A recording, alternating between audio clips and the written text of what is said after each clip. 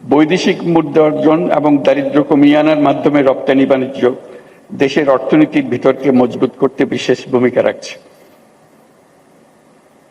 সরকারি পৃষ্ঠপোষকতায় স্থানীয় পণ্যের মান উন্নয়নে সেবা প্রদানকারী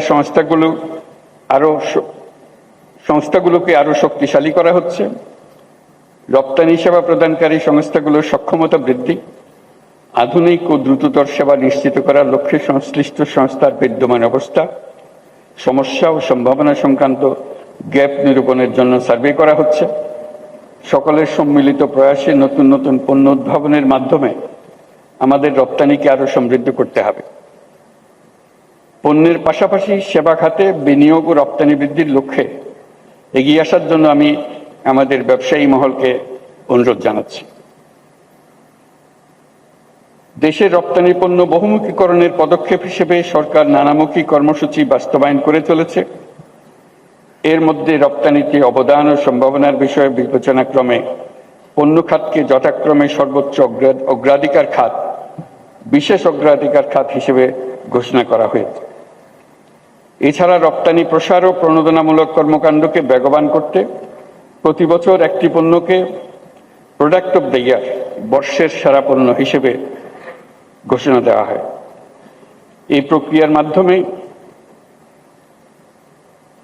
আমি প্রোডাক্ট অব দ্য ইয়ার তো বটেই, এন্টারপ্রেনিয়র অব দ্য ইয়ার সেটাও পরিচিত করতে চাচ্ছি, যাতে করে প্রোডাক্টের উপরে যেমন জোর, তার চেয়ে বেশি জোর যে করলুটাকে।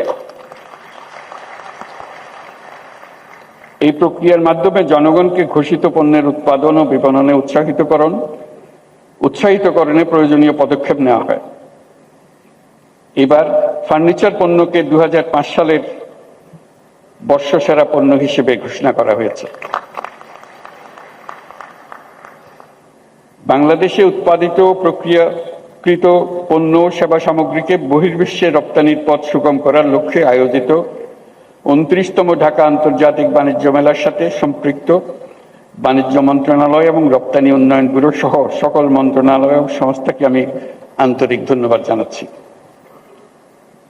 এই সঙ্গে আমি ঢাকা আন্তর্জাতিক বাণিজ্য মেলা 2025-এর শুভ উদ্বোধন ঘোষণা করছি।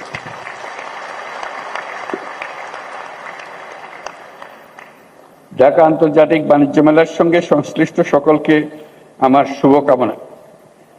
আশা করি এবারের মেলার সার্বিক সাফল্য অর্জন করবে। আপনারা সবাই ভালো থাকবেন।